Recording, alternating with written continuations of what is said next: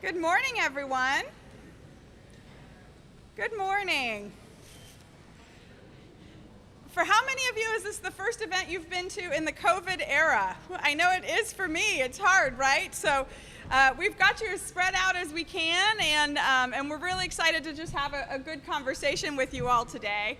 A little bit of housekeeping before we get going. Some of you may have already seen the Slido app. There's information on your table, and you can chime in with where you're coming to us from. If you haven't done that yet, we'd encourage you to do that because this is going to be a very active day, and we're going to need your participation. So that app will become really important as we move forward. With that, I'll introduce myself and our team. My name's Maureen Weber, and I'm President and CEO of Early Learning Indiana.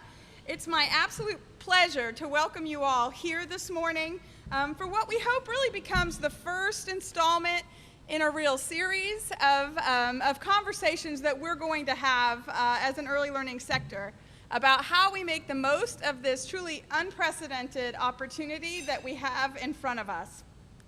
On behalf of the Eli team and our 8 early learning centers that we operate, I want to first thank our partners who are here with us.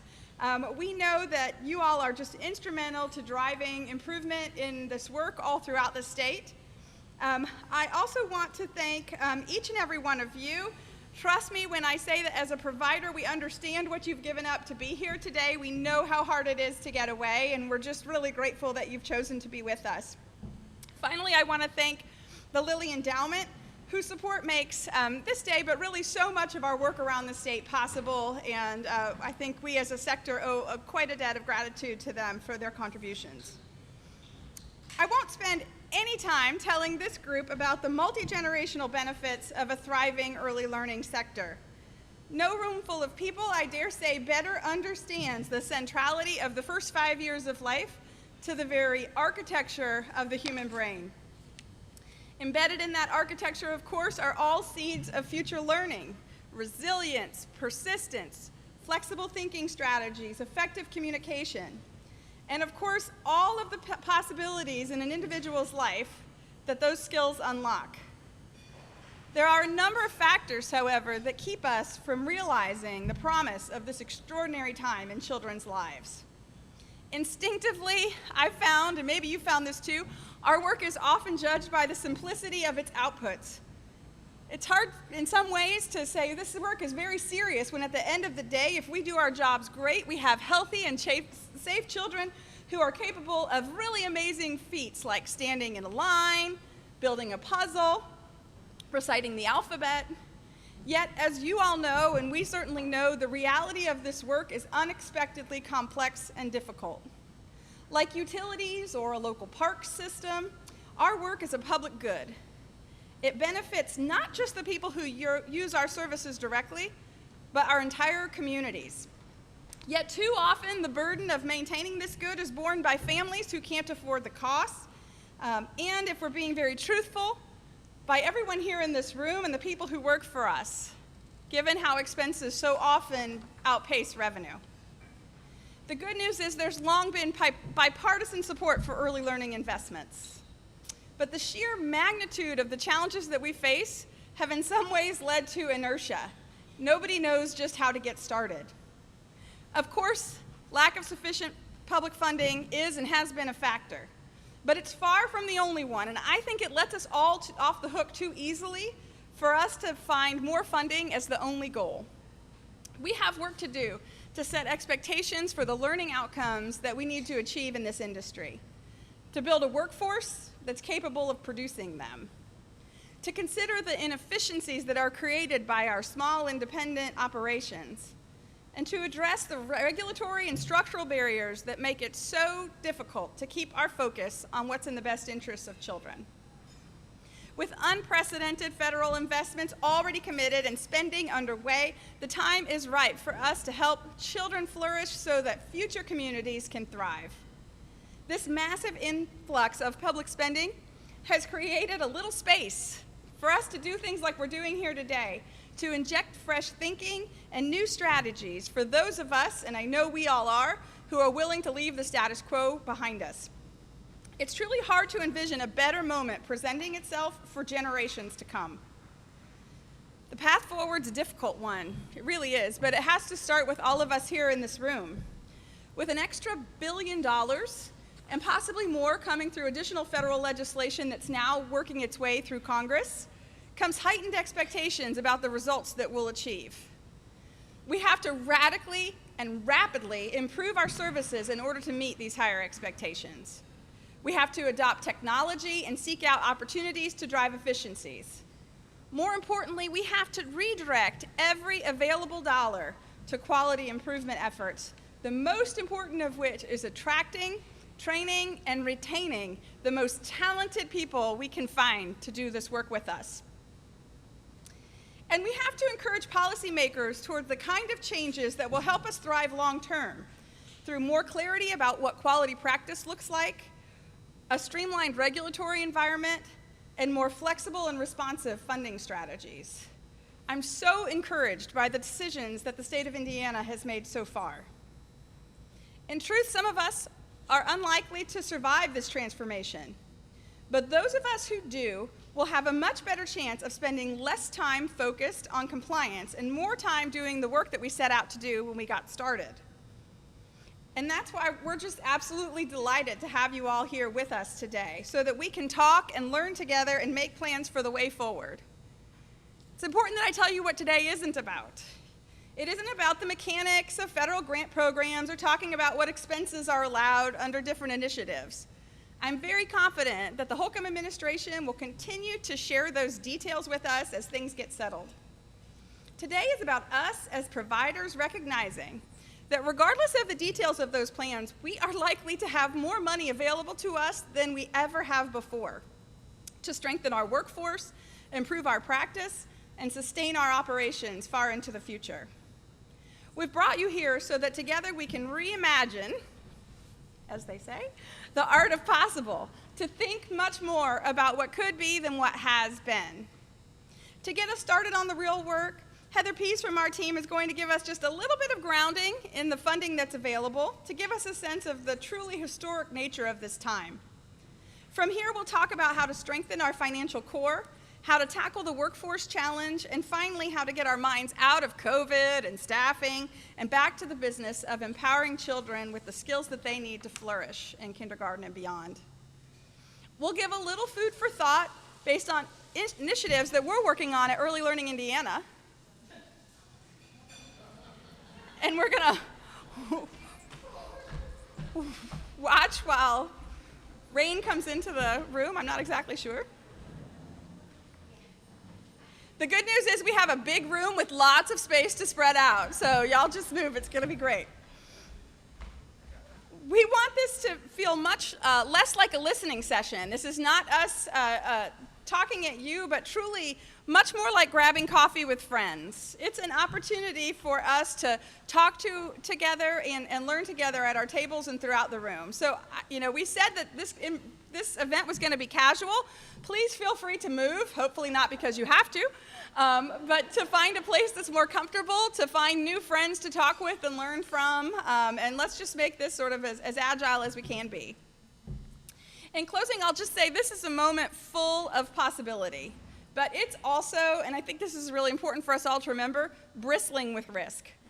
If we don't take advantage of this moment to redesign our approach to early learning, we will be unable to capitalize on the promise that such unprecedented funding holds. We have to proceed with caution, of course, but if we are overly tentative with our plans, 2 years from now, we risk finding ourselves back where we were 2 years ago. So we have to be a little brave here in this moment and in this room, letting go of the comfort of the familiar to push ourselves to try new things and aim higher on behalf of the children and families that we serve. So with that, I'm very anxious to get started. I said you're going to have to work hard, and that's going to start right now. We thought first thing that we would do, knowing that so many of you are full of worries and concerns, is to get those literally all out on the table and encourage you to spend the next, 5 to 7 minutes or so talking with your table around the things that you're focused on in your daily practice as a leader right now, and then we'll come back and share a little bit out through that Slido app. So again, if you haven't downloaded that yet, please do. I'll see you in just a minute.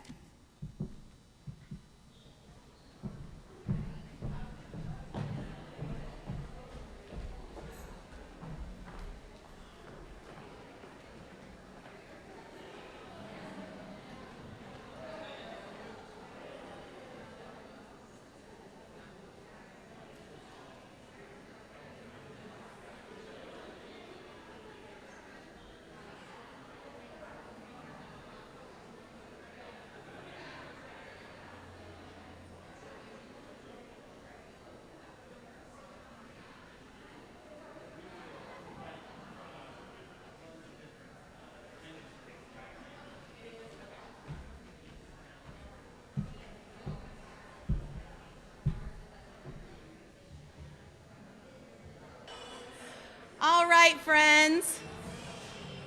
We'll come back together.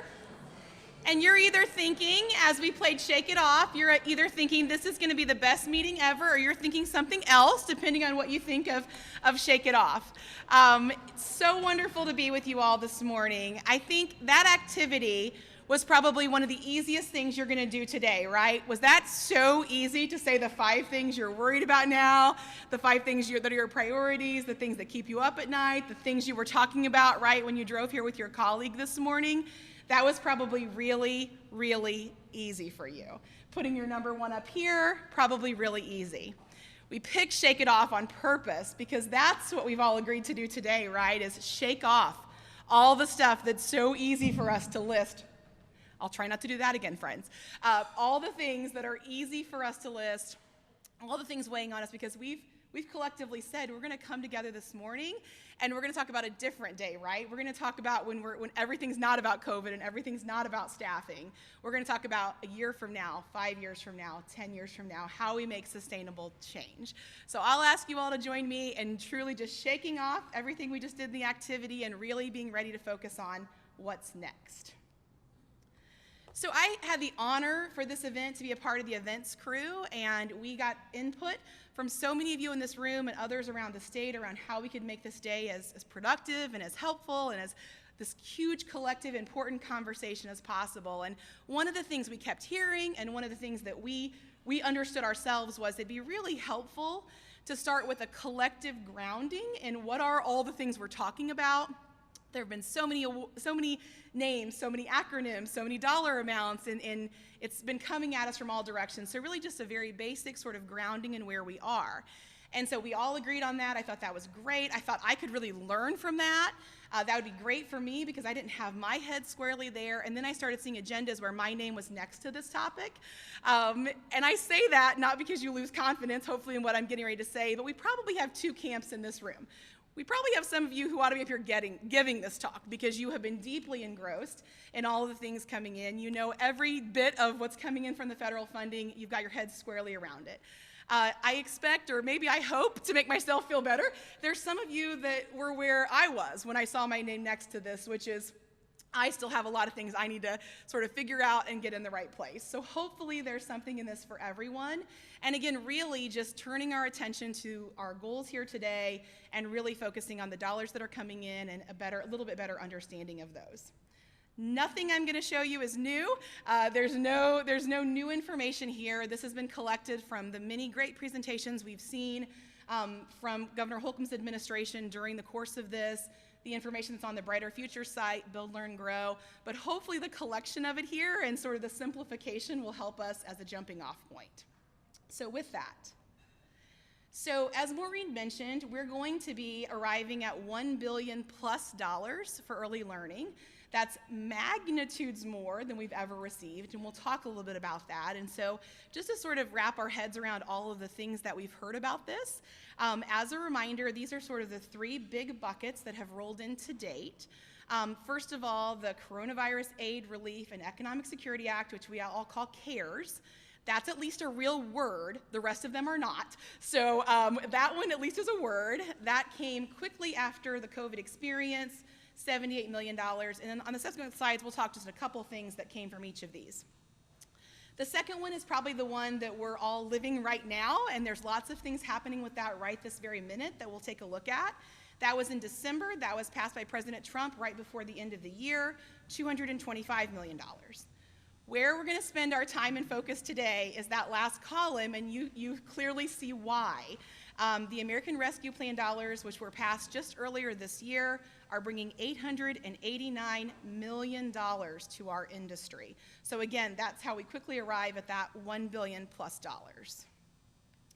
If we take a look at just, again, the highlights of those to kind of square our head on where we are, we have a little gauge at the bottom. I don't have the exact dollar amounts, but we know CARES is winding down, right? Those were funding the initial temporary closure grants, as well as, I'm sure you're all familiar with the Indiana CARES About Child Care Relief Fund dollars. We know new applications for that have closed, and so again, this one is winding down. This was the very, very original bucket of funding. Secondly, we have this, it depends on who your friends are and what circles you run in, whether it's CURSA or CIRSA, but this is it, y'all. You know which one this is. As you look at this list, you probably tick off lots of things. Yep, we're doing that. Yep, we're doing that. Yep, we're doing that. We know all about that. If there's something up here you don't know about, again, buildlearngrow.org has tons of information about all of these things that are happening. This is really very actively underway, and as I went through this list, at least 70% of these are well underway. We're engaged with them. So again, this is kind of that medium bucket of dollars. And then for today, we really turn our attention to what is ARP or ARPA, the ARPA funds. And you can see what we know so far, and this was, I think, shared last week. We know some about those child care stabilization grants. There will also be, that's the big chunk of the 889, and then a little bit smaller portion, but nothing to sneeze at, $338 million coming in discretionary funding, and then also the matching opportunity. And so that makes up that $889 million ARPA budget. These are all the things we know this can be used for, and as Maureen said, we are not the ones or able to sort of, as a group decide what each of you are going to do, but just good to know that these are all of the things that we will be able to use the funding for. I did put that link in the bottom because if you go to the stabilization grants site, there's more information about all of these. I think there's like 80 FAQs. So that says two things to me. One, you might very likely be able to get your questions answered in the FAQs, but also this is very complicated. And that's why it takes so many FAQs to be sure we get in the right place. So be sure if you haven't had a chance yet, that's all popped up as of late last week. And we know the first round will come out in early October, the applications for that. This is non-competitive, so everyone in the room, everyone in the state has the opportunity at these dollars. And I think you probably all know this piece, but just as a reminder, it is estimated this will be 3 months of operating expense capped at $500,000. So we are not talking about small dollars coming in, and that's the reason we have the opportunity today to talk about a different future. And just as I wrap up and we really move into the meat of today, based on the last ELAC report that was published and these dollars that are coming in, it's a 400% increase. I am very confident and very much doubt that we will ever see this again in our careers. And so I think that sort of sets the stage for the rest of our day and really the magnitude of the opportunity that we have. In closing, I just want to say I got to meet some of you this morning. We're so happy you're here. We're thrilled for the day ahead. I can't think of a better segue than my colleague, Dave Stewart, who's really going to turn our attention to how we begin thinking about translating short-term into long-term, and we'll have lots of interactive activities throughout the day to be sure that we're uplifting our collective voice. Thank you so much for allowing me the opportunity, and we'll have a great morning together. Dave?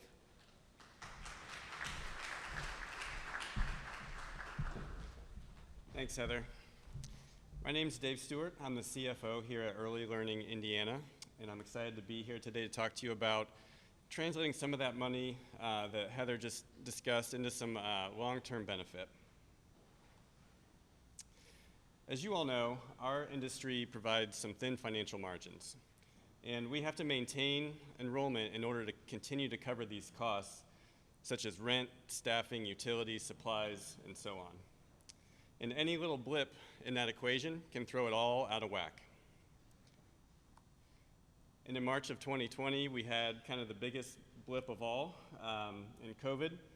And while our fixed costs remained, and in some cases increased as we had to cover costs of additional cleaning, supplies, our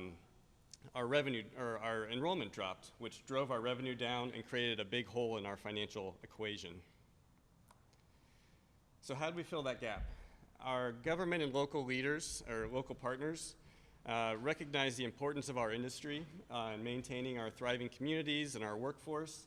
So they stepped up and provided funding to help get us through in the form of paycheck protection loans and Come Back Stronger, Stronger Together, CSURF, all the different COVID relief funds that we saw.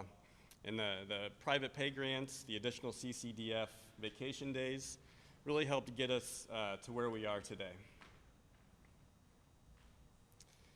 So going forward, as people are returning back to work, our enrollments are picking back up, and we've got all this additional supportive funding on the way. How do we translate that into a lasting long-term benefit? And these are, by the way, just meant to describe some general concepts, not tied to any certain funding stream. But first, I'm looking at our facilities. You know, it's easy over the last year and a half when we had kind of an uncertain economic future to put off some of those maintenance items. So now could be the time to, you know, get back on your HVAC maintenance plan, fix that leaky roof or that leaky air conditioner, that pothole in your parking lot. Things that, you know, have just been kind of nagging you that you've been hesitant to pull the trigger on. You may need to replace some equipment altogether. Playground equipment, you know, that computer that you fight with every day is a good use of funds. And then also, you know, if you're kind of near the end of your lease or you have a favorable termination option, you may think about, is it time to relocate your facility altogether and use some of this cash to help cover those moving expenses, to get in a more suitable space, maybe some more room, to help you be more successful in the long term. And you may also think about your room configuration. It would cost a little bit to change age groups and move your rooms around to more kind of efficiently move children throughout your center as they age out. Maybe you have a room that's consistently not full. It could make sense to look at the room mix that you have in your building.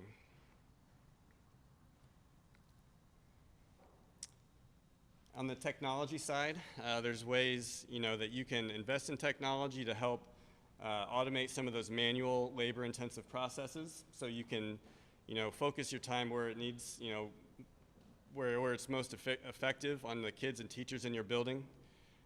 Things like child care management systems. If you don't have one, they can help operate your facility, or maybe upgrade to a more robust system if you've outgrown your current one.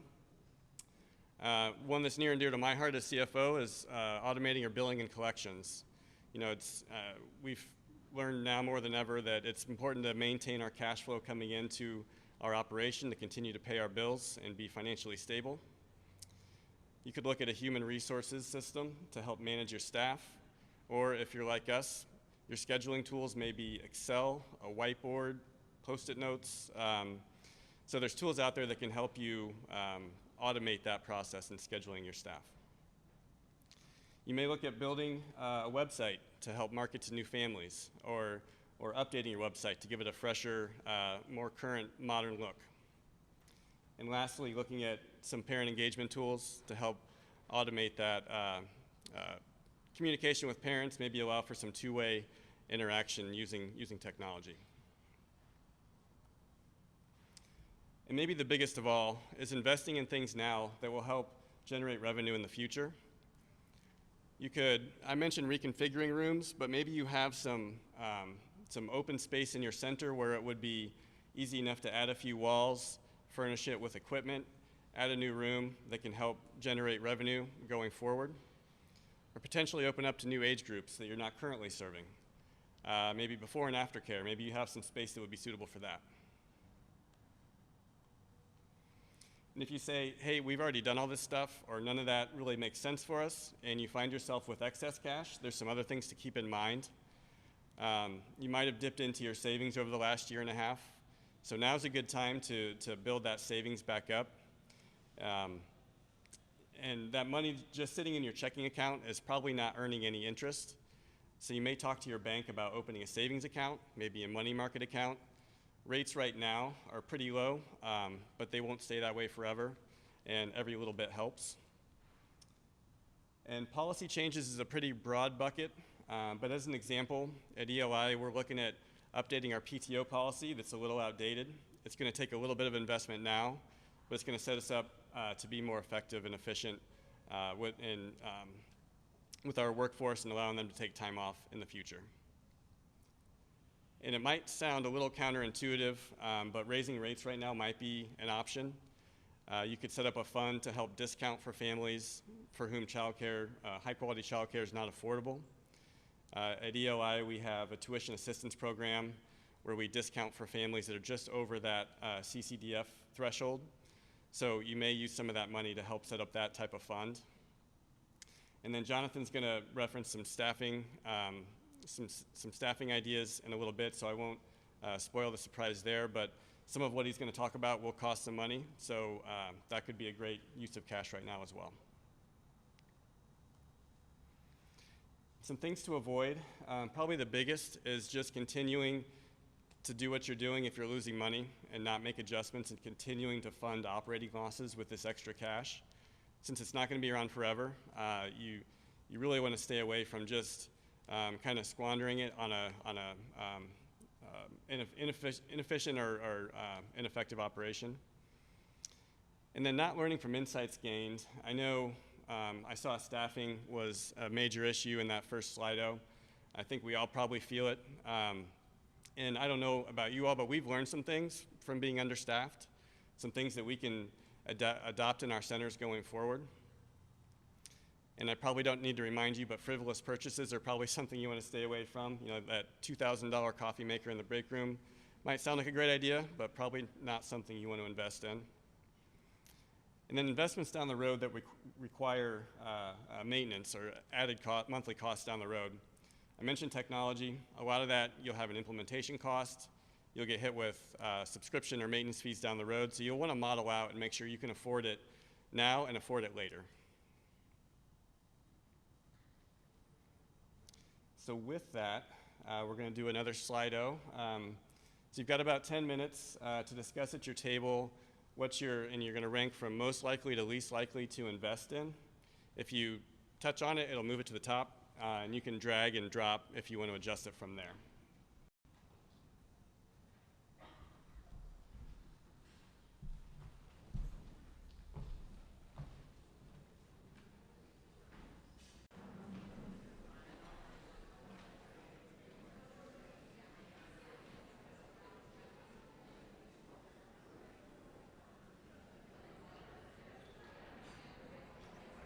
And now we're going to continue with the program. I'd like to introduce Natalie Brake, who's our Director of Community Outreach and Engagement. She's going to talk about Stronger Together and shared services. Thanks.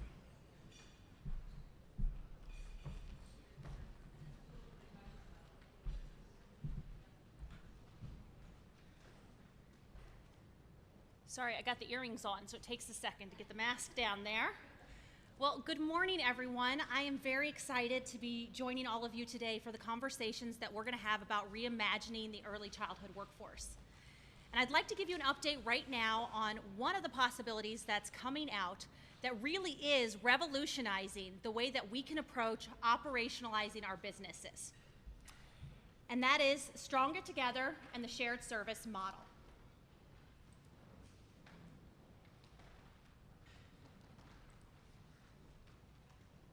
So the shared service model in early care and education is rooted in the idea that when you invest in the business and pedagogical capacity of the adults who are supporting children each day, you can more effectively improve learning outcomes than when simply deploying child interventions alone.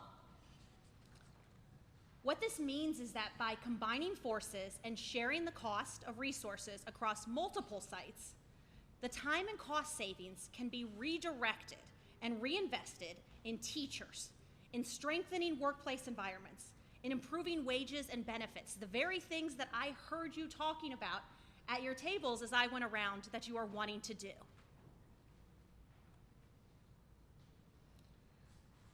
Across Indiana right now, we have 7 organizations that are preparing to launch shared service hubs over the next few months. These hubs include providers and community partners who are committed to ensuring effective business and pedagogical practices. While their planned services are varied and tailored very specifically to the audience of providers that they will engage as members, there are a few common services across these hubs. I want you to note where these hubs are launching on the map up here, because if you are in any of these areas, if you know any of these providers, be on the lookout. These hubs are coming over the next few months, and they are looking to ensure that they are growing their membership and that they are bringing together providers who are ready and willing to change their operational processes in order to ensure better quality within their programs, better quality for their staff, and better quality for the families that they serve. When we talk about some of the services that they are offering, I just want to highlight a few of them. So they are helping to recruit and enroll new families, which we know is going to be incredibly crucial, especially over the next few months. As Dave mentioned, there are many of the technology solutions that they are looking at that will help with invoicing and collecting payments on a regular, consistent, and steady basis to ensure that the funding streams coming in are supporting the very important work that you are doing each day. They're going to help with record keeping. I love the piece of recruiting and onboarding staff as we talk about all the importance of getting staff who are qualified and competent into our programs. That starts before day one. So these shared service hubs that are going to be working to recruit together and onboard staff together will ensure that quality staff is coming into the member programs that they work with. They're also going to be looking to provide human resource services that will ensure the retention of the very important staff that they have recruited and hired. And then these last two bullets are critically important. And all of the hubs that are currently launching through the Stronger Together initiative all have these two components as part of their work: establishing business metrics and coaching to meet those business metrics. So what these hubs are doing is ensuring that the providers who are engaging with the hubs understand how to run their business, understand where the gaps are in their business, and are making plans to more efficiently run their operation. We look forward to celebrating the launch of these hubs, and most importantly, we look forward to the changes in business practices that they will create that will allow for a reinvestment into quality for the members who engage with them. If you have not considered yet how you might approach shared services, I highly encourage you to both look into these hubs, but also to consider, out of the priorities that you just listed, out of the priorities that you just ranked for your investment of this unprecedented investment into early care, how you could share the cost with other providers in your area, and how you could work together to invest in quality in your programs. To help you consider some of those very options, I would now like to welcome to the stage Lauren Olson to talk with you about the case for growing enrollment and strategic expansions. Thank you.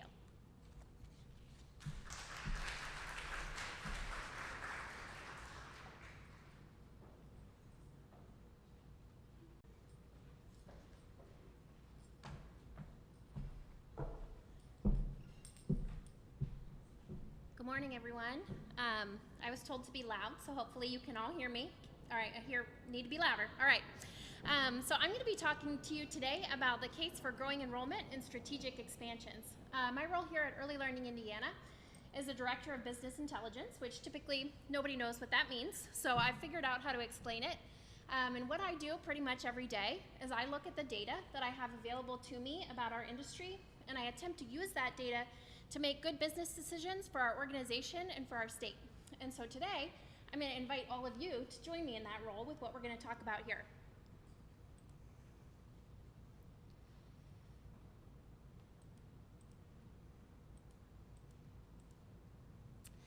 So earlier this year, I had the opportunity to sort of reimagine how we think about access and access to childcare throughout our state. As an organization, we believe that understanding childcare access, you have to rely on multiple factors to do that, because there are many factors that contribute to a family's ability to access early learning opportunities. And all of you in the roles that you sit in, you know that very well. Sometimes you may have a seat available in your program. You may have a family that wants that seat, and for whatever reason, you can't connect the family to that type of care that you have. It's really important that as leaders in this field and early education providers, that we approach capacity expansion and address the most crucial local needs.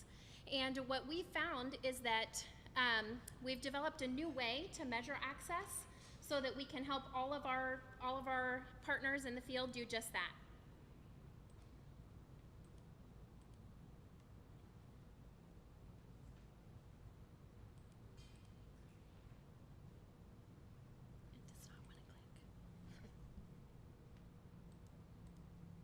All right.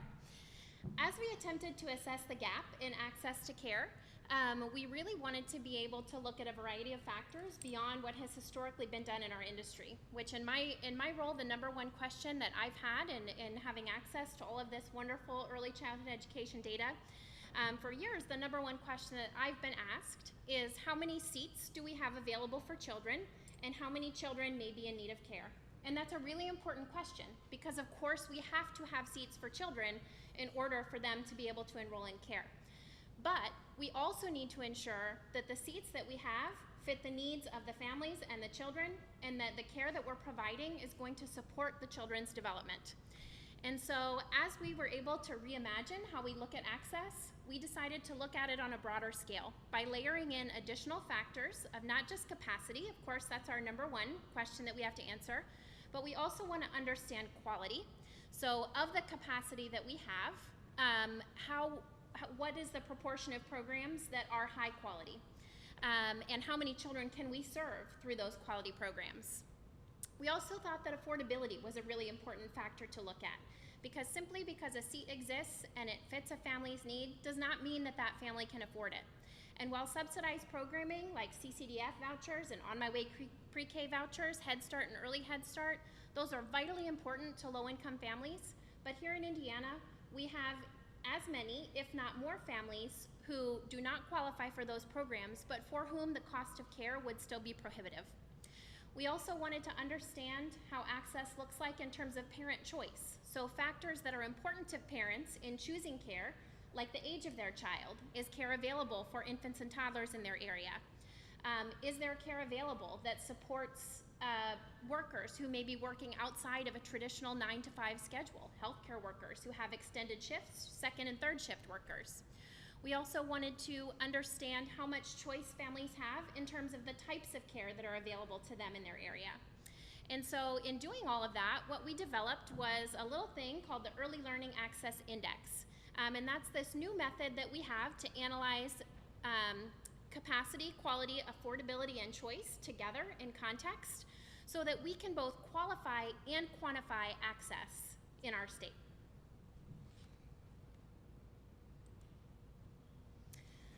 So what I would pose to all of you is to ask yourself the following questions that you see on this screen. So what are enrollment barriers that you see that are most problematic to families? You all have that local context. As families call your programs looking for care, and you determine if you can or cannot meet that family's need, you then can start to get a sense of what it is that your program may not be offering that families may have a need for in your area. Also think about which element of choice is impacting your community the most. Here in Marion County, we are well sourced in terms of capacity, and we are fairly well sourced in terms of quality in Marion County, with one of the highest rates of children being able to be served through high quality care here in Marion County. However, there are access issues that affect families here in Marion County, such as affordability, particularly being able to afford high quality care. How can you ensure affordability for families? As Dave was mentioning earlier, we have a program at Early Learning Indiana where we help to subsidize tuition for families that do not qualify for subsidized programming. And that's one way that we attempt to assure affordability, but there are other ways that you as providers could develop to ensure that families can afford the care that you're offering. And then finally, what business decisions can be made to facilitate greater levels of access for area families? Those are all big questions, and they're great questions to ask, and we have some great resources that are going to help you make some of those business decisions. On your tables, you all have a copy of the executive summary of our Closing the Gap report, which is going to outline all of that research that we did and give you some high-level findings throughout the state. We also have that available on our website in addition to the full Closing the Gap report, which is going to go into a lot more detail than you have at your disposal there in the executive summary.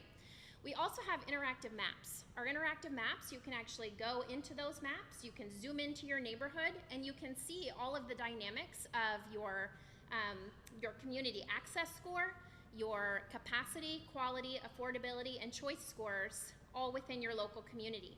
And then you can use that to help determine what other offerings you may be able to provide within your programs or what other partners you can work with in your communities to increase access in your area.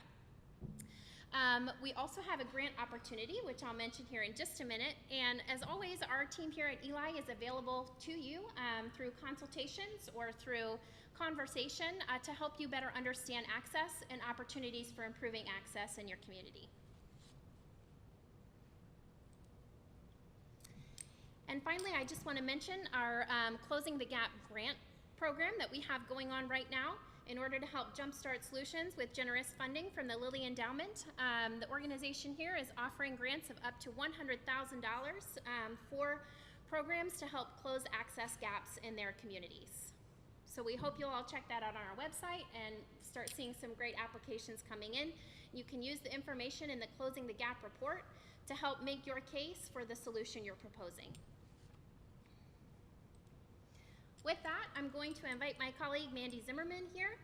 Mandy is going to describe to you one of the ways that we are approaching a project here at Early Learning Indiana that we see as being able to eliminate some enrollment barriers for families.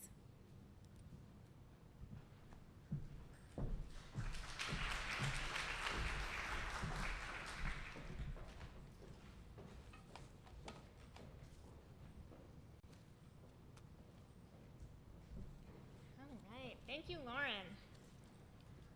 Good morning, everyone. Thank you so much for joining us today. I am so happy to be here today to introduce to you all the Early Learning Marketplace. As Lauren alluded to, we recognize that there are a variety of challenges on both the family and provider-facing side of enrollment work. We know that families want a better way to learn about early education programs, research rates, check availability, and reserve a seat at their program of choice. We also know that providers like yourselves are spending a fair amount of time answering enrollment calls, emails, drop-ins to make sure that open seats in your program get filled with new families. With that in mind, Early Learning Indiana is pleased to announce the creation of the Early Learning Marketplace.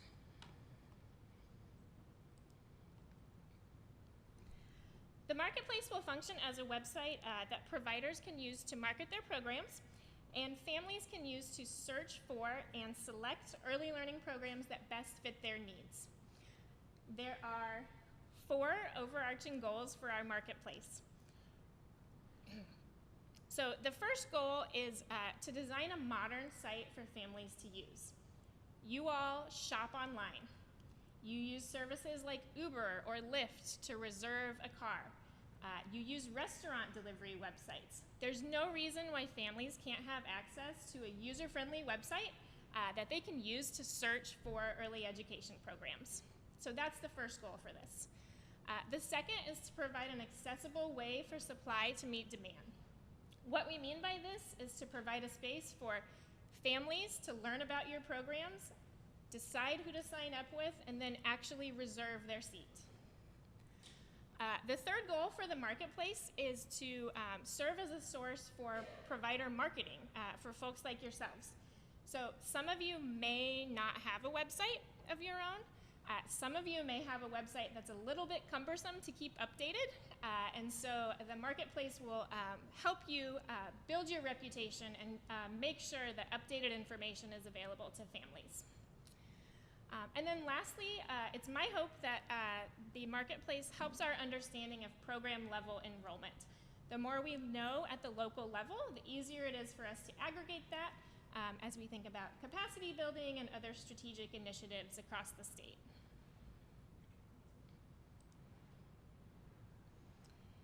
All right. So while I have high expectations for the Marketplace, the premise behind it is actually pretty simple. Families will access the site, search by their location, get a list of programs that are available in their area, and then similar to online shopping sites, they'll be able to sort through that list a bit to understand what programs may fit their needs. So maybe they're looking for a particular age group or a particular type of care. They can narrow the list, learn about programs, and then most importantly, they can actually purchase a seat in real time at their location of choice. After after doing so, they can also leave reviews about programs so that families who come along behind can learn more about programs in their area.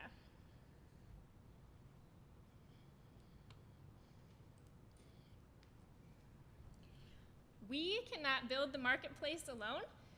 We need forward-thinking providers like yourselves. And so that's why I'm super excited today to invite each of you to join us in helping to build the marketplace. Through the generous support of the Lilly Endowment, we are launching the marketplace at no cost to participating providers. So a couple of things you'll see on the slide right now. You will see a link along with a corresponding QR code. If you know right now that you want to sign up for the marketplace, please go to that link and fill out the interest form. If you have questions and think you might want to join the marketplace, please go to that link and fill out the interest form. After doing so, you'll be receiving more information from us along with some information about an upcoming info session. So encourage you all to sign up for that.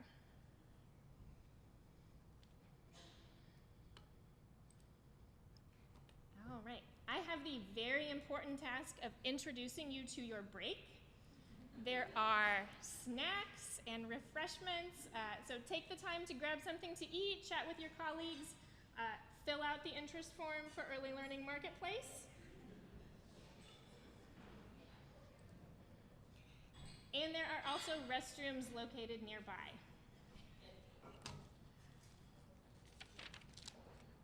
With that, I'll leave you to your break.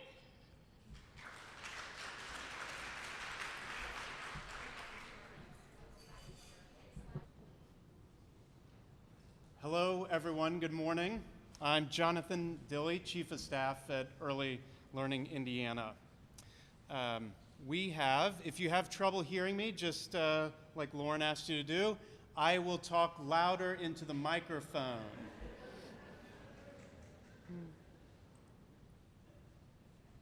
Well, earlier this morning, we worked to shake it off, but I'm going to bring us back just a bit of heartburn to make this point, that we're not alone. And knowing that heavy fact drives our focus on retention while also driving our focus on growing a pipeline to mitigate the challenges of our current war on talent, or war for talent, I should say. As Maureen stated in her welcoming, the path forward is a difficult one, and we have to redirect every spare dollar to quality improvement efforts, the most important of which is attracting, training, and retaining the most talented people we can find to carry out this critical work. As I recently heard, there are 2,159 open teaching positions in early care settings in the state of Indiana. To that point, a little background.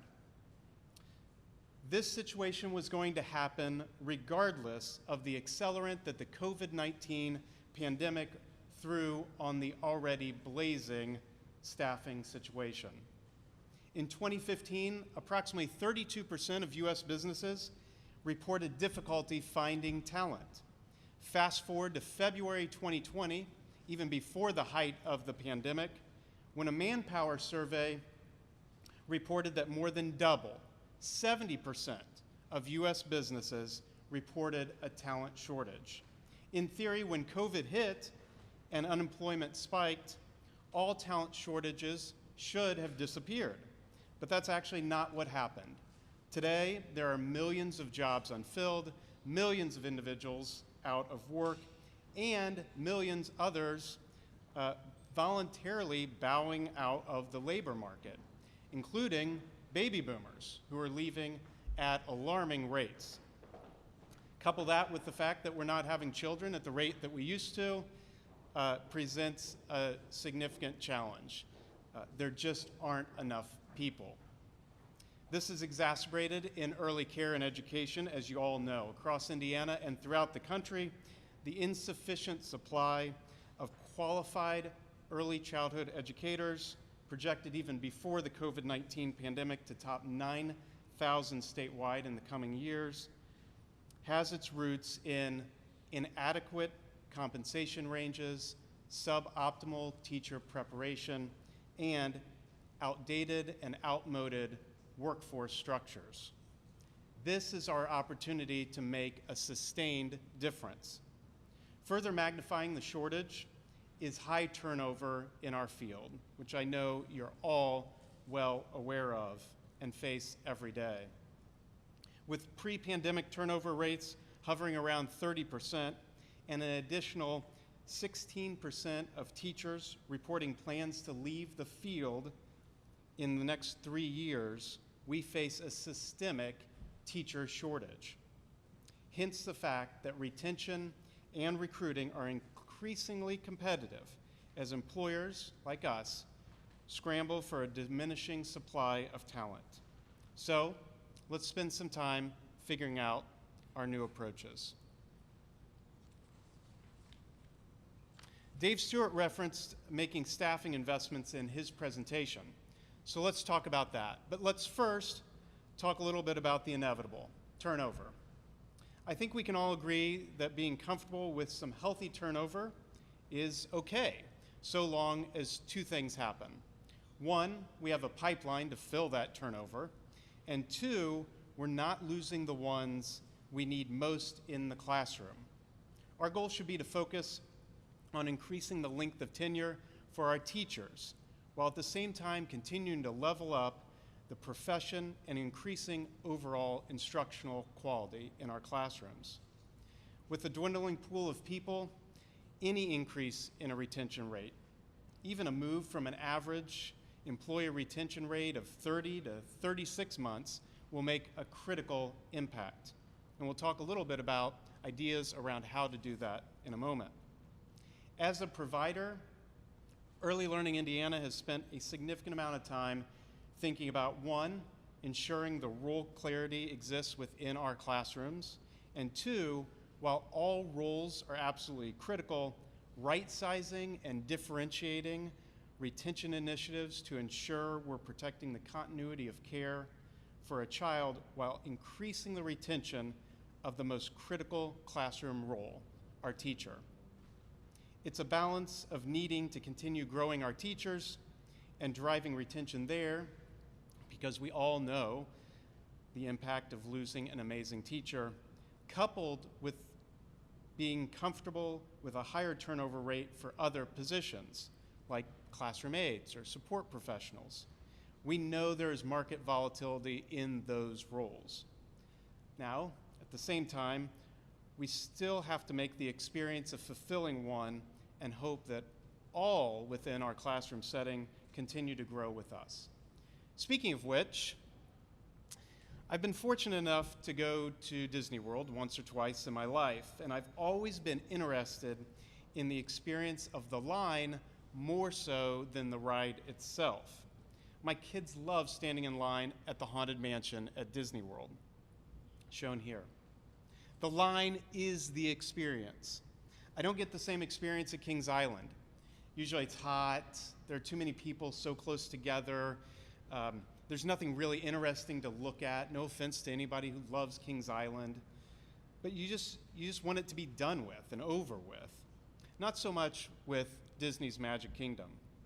I relate this to the employee experience as well. In fact, there's a name for it. It's called queuing theory.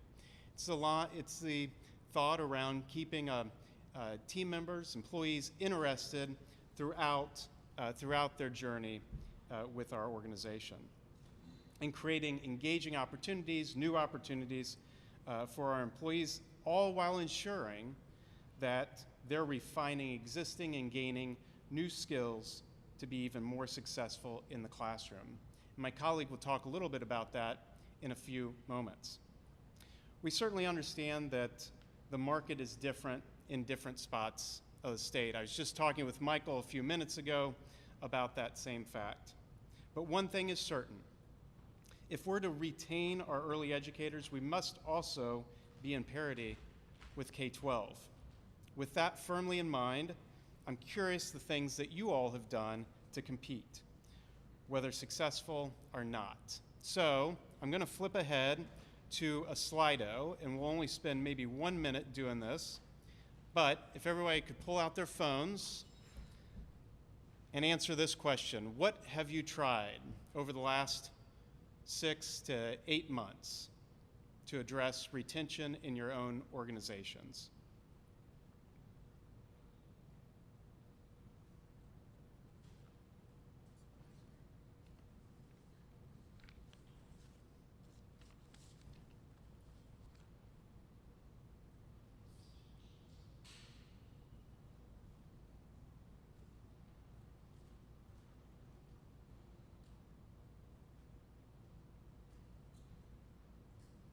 Okay, seeing significant increase in hourly rate, bonusing employees, new benefits for employees. Great, thank you for your contributions there. As Heather walked through earlier to kick us off, there's a significant new influx of funding that could be used to support additional retention efforts and initiatives. The key here is really around sustainability, how to build longer-term, longer-lasting change to benefit your own system as well as the broader system. The new stabilization grants, as Heather shared, can be used potentially for recruitment and retention of employees, bonuses, wage increases, cost of insurance coverage, retirement, etc. Lots of options there, lots of potential options. It's worth noting that, as I'm sure that you've started to read in the 80+ FAQs on the Brighter Futures page, that there is a requirement that 25% of the grant funds must be used for new compensation or benefit increases. These 5 bullets on the screen here are fairly oversimplified, but I thought it might be helpful for us to think through the approach. And I'm mostly using this as an opportunity to focus in on the second and third bullet. And again, these are reminders for folks in this room. First, assess. Understanding that employees and candidates value most, and understanding your employer value proposition within the market is absolutely critical. Second is planning, ensuring that new investments are done in a sustained way, or knowing the levers to pull to throttle down or completely turn off, for example, a new benefit. And most importantly, I'll add measuring to the list. Tracking the outcomes so that we know what investments are working and what investments aren't.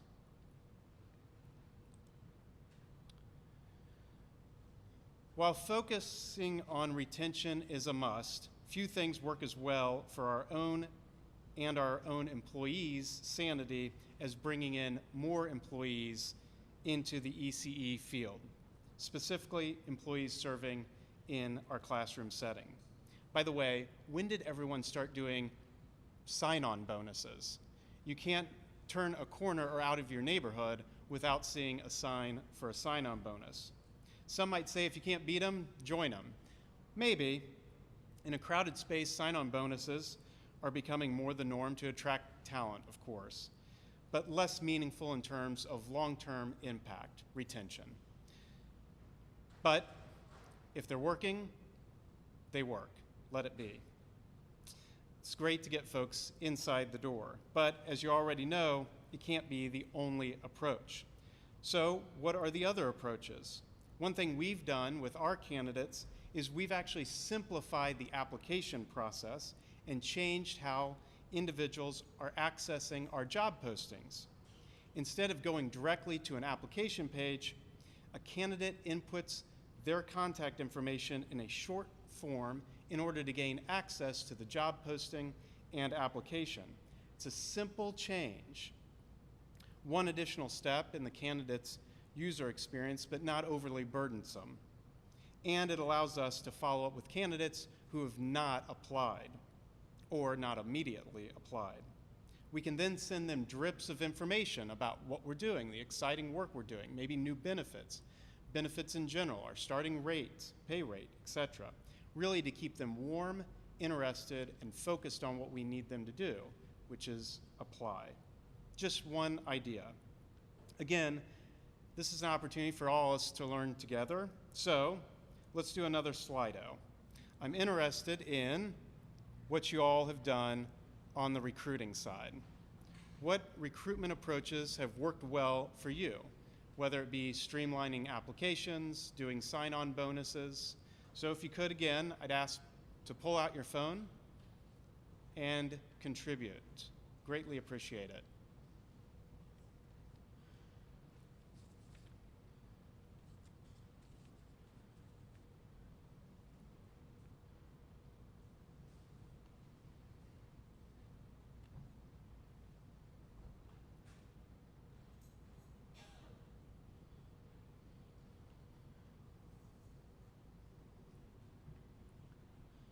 None yet, and that's okay. Lots around referrals, doing employee referrals, wonderful.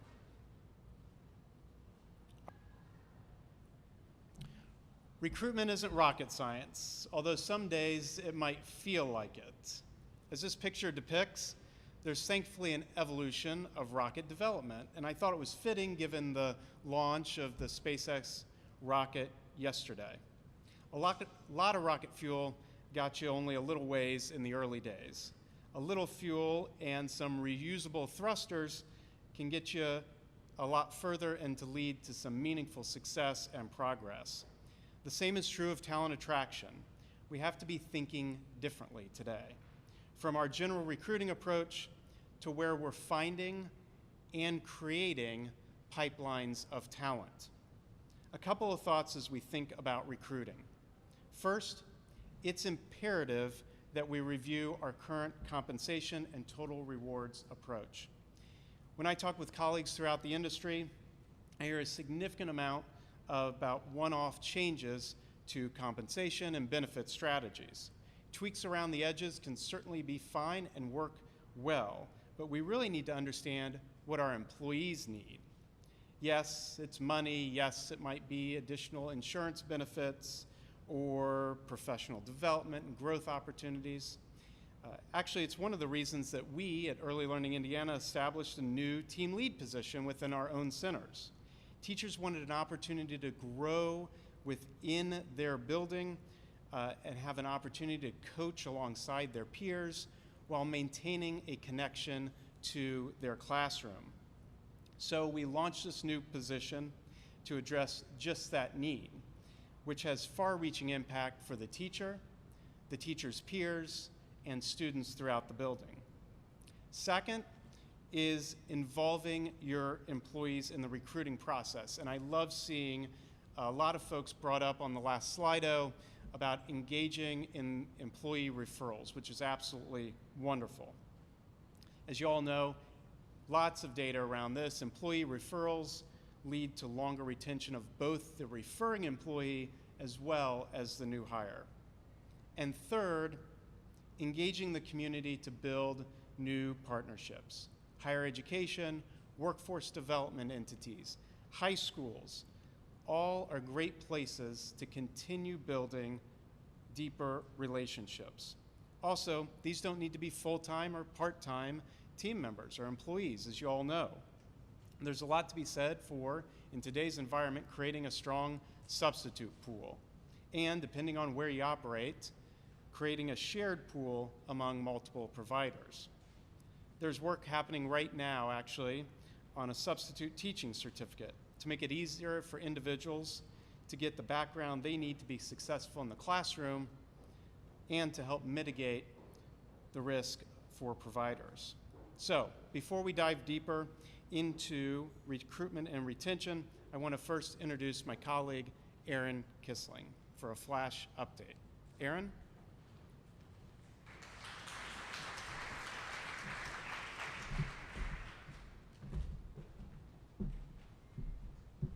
Good morning, everyone. I'm really excited to share with you. You know, I kind of knew this was going to happen when I put these earrings on this morning, but here we are.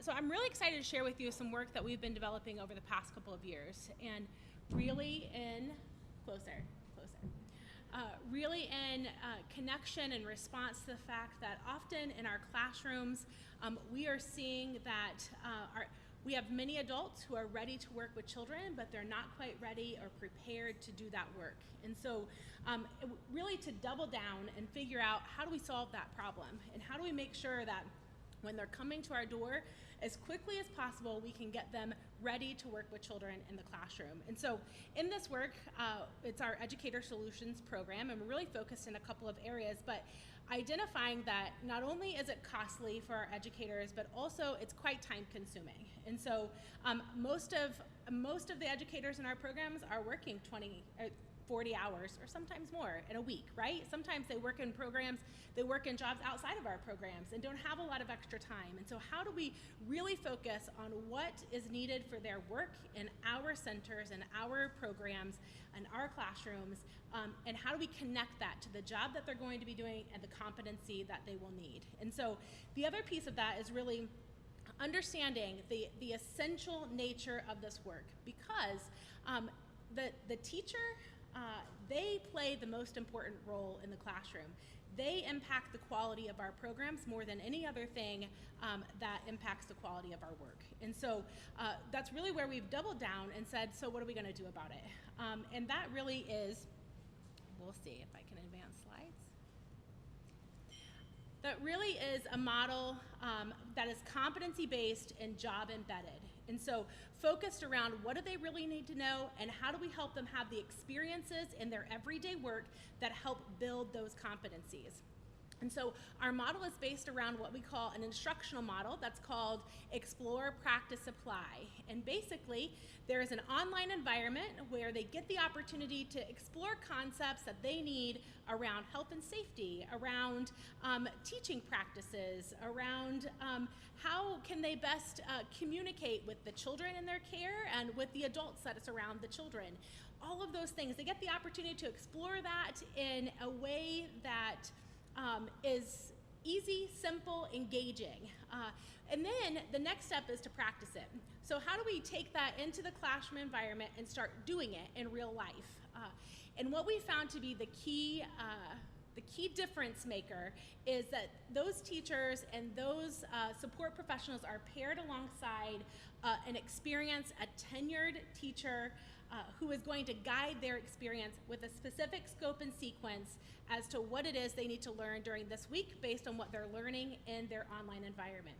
And they give them real life experiences of how do you deal with a child who is struggling to transition from their morning transition from their parent into the classroom.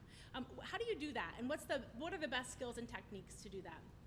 Or, how do you deal with it whenever someone over here is upset about a toy, someone over here spilled milk, and there's someone at the door who's ready to come in the classroom. How do you do all those things in real life? And so you can't get that in an online environment. You can't get that when you sit in a classroom with your peers. That happens in the classroom. And so that's really the model that we've built with Educator Solutions, is focused on two audiences, our teachers and those people who support our teachers in the classroom. And so our classroom support professionals work-based learning program, we've gone through our first beta, and here in the winter we will launch our second beta, and that beta will actually expand to other programs who are interested in helping in this learning experience. That program is specifically designed for those people who are coming new to your classrooms, who maybe have had not much more experience than we were talking at the table back here. We have some people who really like kids, right? But that might not make them really great in the classroom yet, right? And so how do we take those individuals and give them the opportunities and infuse with them those competencies that they need to be successful? This program is specifically 13 weeks long. It is based on those core units around health and safety, around interactions and environments, and then around how to assist learning in our environments. And so paced along with that teacher, they get the opportunity to be infused in the classroom and really focus on how can I improve and add to this environment. The second model that's in development right now is around teacher preparation. And so what we have noticed is that, even teachers that come to our door who have years of teaching experience, they need some depth in their practice as well. And so, so the model that we're designing with a higher ed partner will give just that. It will give them the opportunity to do the same thing, explore with their peers in peer-to-peer conversation, and practice in a real-life environment in safe ways, where they're connected with someone who's experienced and really good at what they do. And so those two models are potential solutions to helping us solve some of these workforce challenges, and really helping us focus on what matters most is how are the children doing in our classrooms, and how are we preparing the adults around them to do their best work by way of those children. So I'm going to turn it back to Dilly, to Jonathan, and let him walk us through our next activity at our tables about sort of, so what? What do we do now?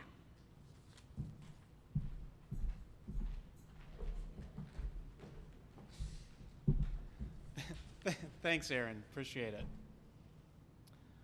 All right, let's do a tabletop activity. As I mentioned earlier, we as a provider have been very focused on retention, right? As you all have as well. One of the things that we've done recently is we've done teacher commitment letters. So really to outline our commitment to our teachers as well as their commitment to us and the children that they serve. And of course, this is tied to a bonus that's payable at the end of the year or at the end of the school year. Just one example of what we've done.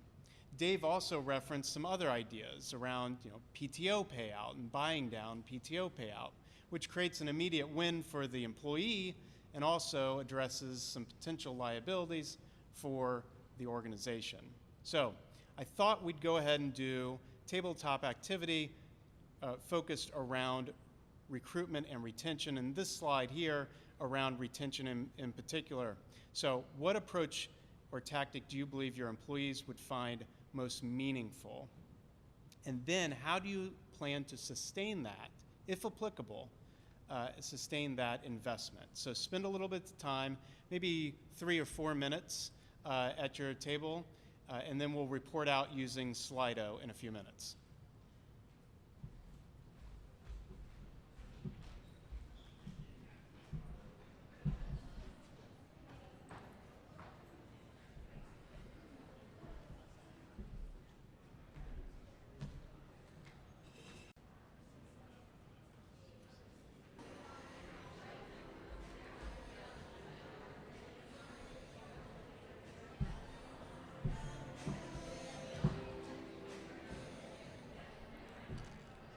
All right, everyone.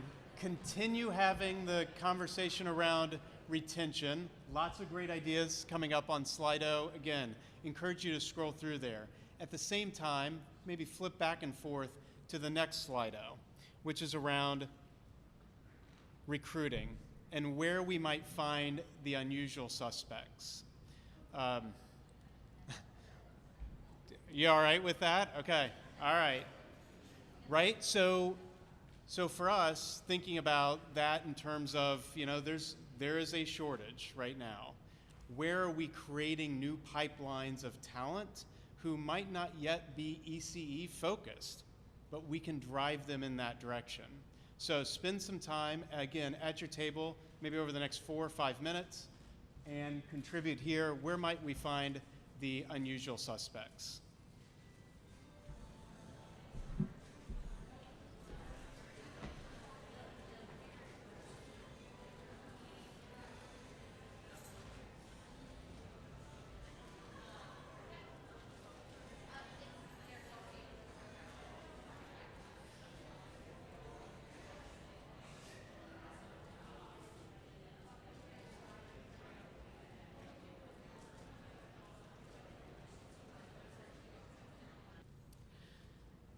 Well, we are in the home stretch. We're rounding out our time together today, and I'm excited to talk to you about what I think, in my completely unbiased opinion, is actually the most important thing we'll talk about today. But really, what I want to talk to you about is how are the children, and what is it, the work that we actually have in front of us. We've talked about some really important things today that will enable us to do good work, but as we're coming off of this time, and I certainly hope that we're coming to an end of some of this time that's been a little bit of a crazy past 18 months. How do we ensure that our focus stays in the place where it needs to be and what is happening in our classrooms? And so I wanted to start really by grounding us with some data that's fairly recent coming from Harvard. And so Harvard has a large, what they call the early learning study. It is one of the largest studies of its kind ever in history. And so they're following 5,000 children to understand what are their experiences like in the early learning settings that they're in. Oh, that's the timer, guys. That last activity is now over and we're moving on.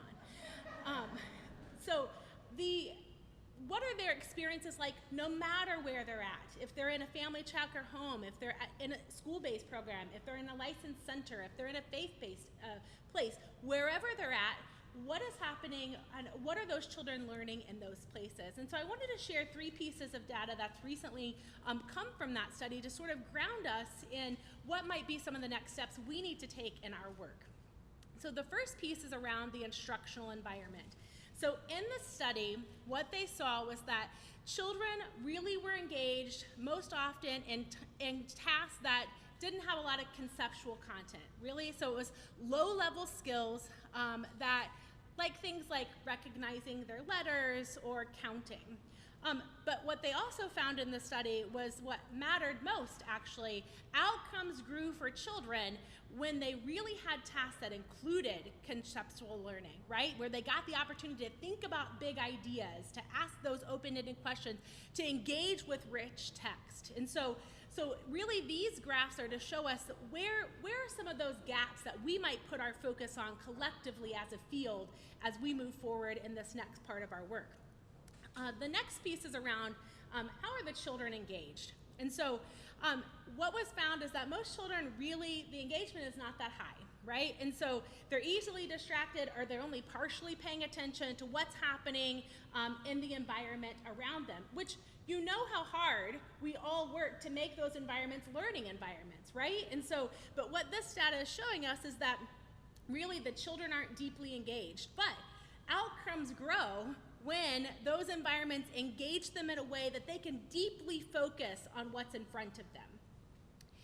And finally, was about educator tone, or really sort of that emotional nature of the interactions that the teacher is having with the children. And so in most classrooms, in the strong majority of classrooms, it really fell between flat and pleasant, right? But in order for children to be successful and grow in the classroom, it really must be consistently pleasant, right? And so that tone with the educator, the environment that she's creating for learning really has to have that consistently pleasant tone. And so that's how we get to those outcomes. And so really what this data is to show us is that we all have some work to do in our spaces. And as we ground ourselves in how we move forward, these are a few pieces that we can really use to help us target our efforts. And really start, honestly, to reimagine the opportunity in front of us. And so I want to just plug a couple of things here. First, in our work is really, it's going to be easy. I think Dave even mentioned this when he was speaking. It's going to be easy to find some Band-Aid solutions, right? Some things that'll fix a problem I got right now.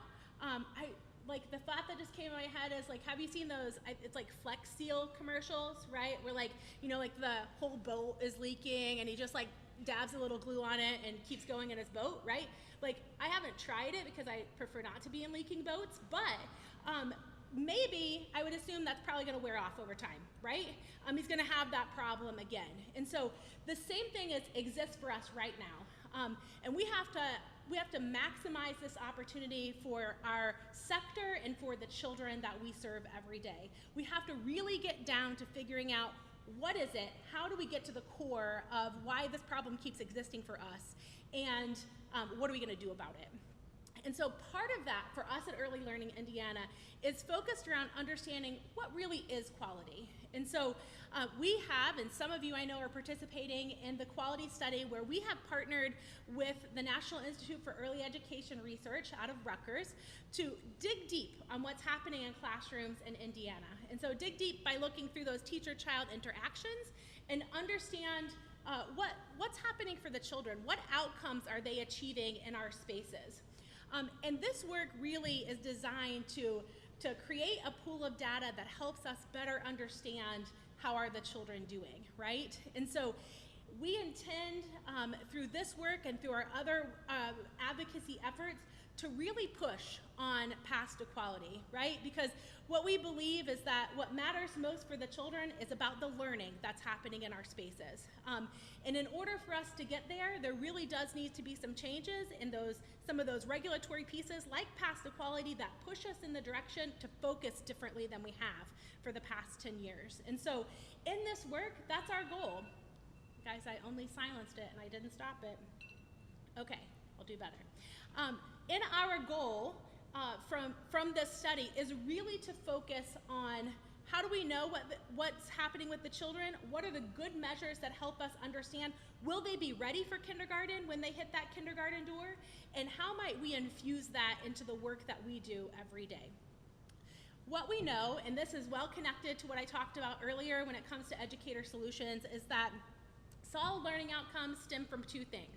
They stem from effective teachers and from strong leaders. And so effective teachers are those that are competent in their work. They can manage a classroom. They can see learning happening all throughout the space because they've created those opportunities for the children because they understand what it is they need to learn. And what are the next steps for each child in their space. They facilitate those quality interactions, asking open-ended questions, helping children develop those higher order thinking skills, and that self-regulation that we know is essential when they move into their next environment in kindergarten. And so those effective teachers really must be equipped with a few different things. One, they have to be well prepared to facilitate growth and development. And that means that they need good prep programs. They need opportunities before they're working with children to be prepared for that work. They need programs that are focused on those competencies. And I noticed in the last slide, a couple of people mentioned that it's one of the things that your staff value the most, right, is professional learning, right? It allows them to do their job better, right? It gives you the opportunity to think.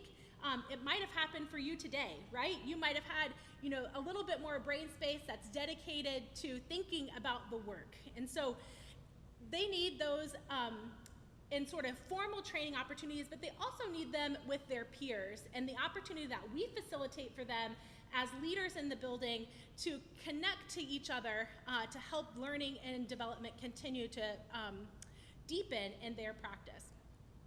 They also need to be equipped with quality tools. And as we think about the opportunity before us with new funding, this is definitely an area we can consider investing in. And so when we think about those quality tools, you think about the environment, right? The environment is essential and it helps facilitate learning. And so, our quality environments are a tool that our teachers use on a daily basis. I was with some friends back here talking earlier, and they were like, when we make an investment, it's not going to be a thing in our classrooms. They have everything they need physically, right? So their investments are going to be otherwise than that. But if you think about what's in your classrooms, and it might be that maybe it's chairs. We talked about chairs. Maybe it's actual materials in the children's hands. All of those things actually help a teacher do her job well. Curriculum. So the other piece is, this is expensive. Yesterday I was participating in another meeting where they talked about the expense of curriculum to early childhood programs. And sometimes it's actually cost prohibitive, right? There's a reason that people end up, piecing things together from their past or from their Google search or whatever it might be because we haven't been able to afford these sorts of tools for them. And this is an opportunity to lay down a quality curriculum that allows them to be a better teacher in the classroom because the foundation is there for them. And then finally, assessment. And so So this is assessment sort of in two pieces, thinking about child assessment, how we know, how we have definitive understanding that the children are learning and growing, and how we know, how do we better inform those environments, and how do we morph that curricula into what it is that the children in our spaces need. So child level assessments and program level assessments. How do we know as collective programs that the things that we're doing, the efforts we're putting into being financially stable, having, recruiting and retaining a staff, and the professional learning are all actually making a difference for the children in our classrooms. And so thinking about the connection of all of those pieces in the work to empower teachers to do exactly what they need to do in their classroom. And without strong leaders, teachers cannot be successful. And so it's really those of us in this room that will set the vision for our buildings, a vision that revolves around learning. As we sort of have the opportunity to refocus ourselves from, we've been focused on screenings and temperature checks and, all things that have been very important in our lives and super needed. But as we get the opportunity to refocus and again, look in depth at the learning that's happening in our spaces, it is our responsibility to help our teachers see what that vision is. And then to really be the ones that emphasizes providing those tools so they can do their best work. Focusing on giving them the space with their peers and with the materials that they have so that they are facilitating learning in a way that is engaging for the children and helping in their growth and development. And then finally, for us as leaders, it's really about telling the story of the value that we add. I know it might have been a little bit hard to hear Maureen in the beginning, but this truly is an unprecedented time for our field. And it is our opportunity to shine, to make ourselves worthy of this investment if it were to continue in the future. We have to show that we have taken this and we have applied it exactly where it matters, with the children that we serve every day, so that when that opportunity comes again, those future investments are much easier to make. Because for those of you that have been doing this for a while, we were years and years and years talking about just nationwide make a $5 billion investment, right? I don't know how many times, I heard that, I don't know how many years I heard that, right? And now the time has come for us to really sort of put our money where their mouth is and make it happen. And so it's the exciting part of what we do. When we're telling our stories to those around us, those in our circle of influence, maybe it's your neighbor, maybe it's the deacon at your church, that they have a better understanding of the value we add to our communities by supporting children and their families. So as we go out to do this work, we're going to transition to a little bit more activity, but I wanted to leave us with this thought, because everyone here understands this, we're doing hard work, right? And sometimes it gets a little bit blinding and we forget about the impact that we have. And I hold this one close to my heart. It's tempting to think a little isn't significant and that only a lot matters. But most things that are important in life start very small and change very slowly, and they don't come with fanfare and bright lights. So when you think about your work, every day we're going in, we're working with children, sometimes, what did I say about earlier, we're cleaning up milk, we're making someone transitions in, right? All of those things that we're doing are the little things that make this work so impactful to the people that we serve. So we're gonna transition and think a little bit about the solutions that we might offer to solve some of the things that we've addressed today. So, 2 questions to discuss at your table. Really, what are the solutions that you're envisioning after all you've heard today? And then thinking about which of those efforts are going to produce results for your program. And so, as we've seen things scroll through the Slido, there are all sorts of different ideas there. What are the things that are going to make a difference in your space for the families that you serve and the teachers and children that you serve? So we'll take about 7 minutes to consider these questions, and then we're going to move into action planning.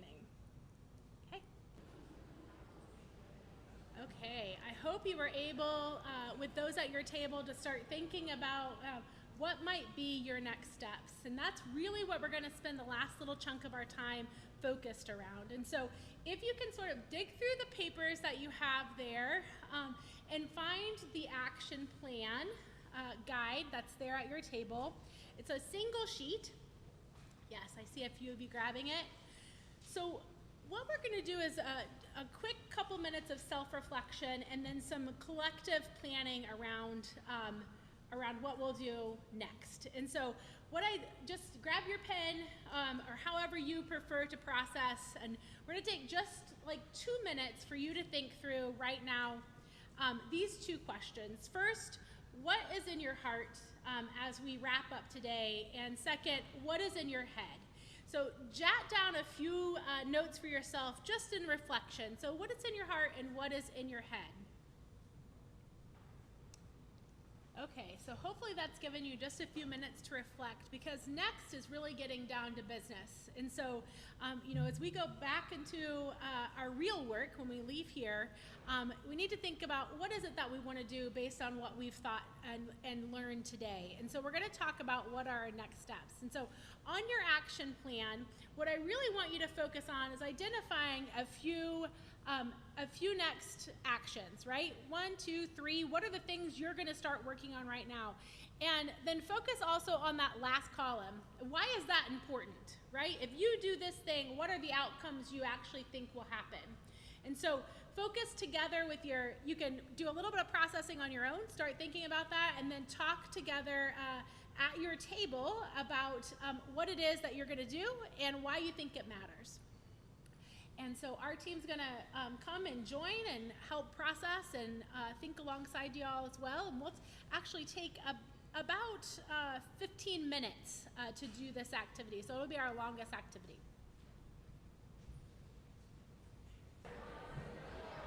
All right, friends, let's come back together just one more time here as we wrap up our day. And there is one additional Slido that we're going to do right as we wrap up, and then I'm going to reintroduce Maureen Weber, our president and CDO, to come and give us some closing remarks. And so I hope that you were able to, at your tables, really think about what are your next steps. And what will you take from your time of thinking and talking today to back to your program and to act on immediately. And so what I'd like for you to do in the final Slido is just enter a word or a phrase that really resonates as you move on today and to head back into your real work.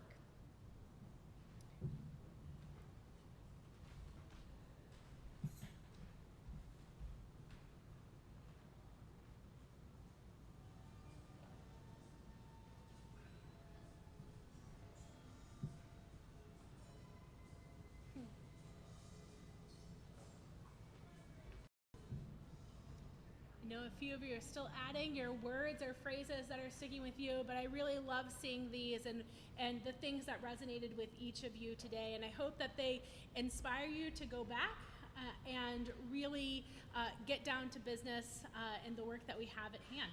Okay, Maureen.